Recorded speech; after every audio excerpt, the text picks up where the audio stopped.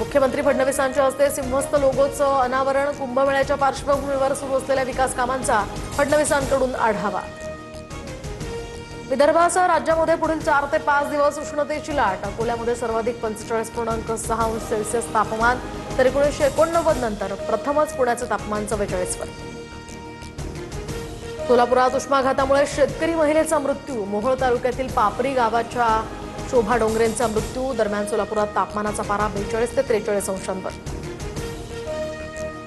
Kasara Asangaon local आज दुपारी 2 तास बंद राहणार। दुपारी 3:30 ते 5:30 वाजेदरम्यान लोकल बंद। 14 ते 16 मे दरम्यान रात्रकालीन ब्लॉकही असेल। अखिलेश यादवांचे भाऊ प्रतीक यादव यांचं निधन। लखनौच्या शासकीय रुग्णालयात घेतला अखेरचा श्वास। मृत्यूचं कारण अद्याप अस्पष्ट।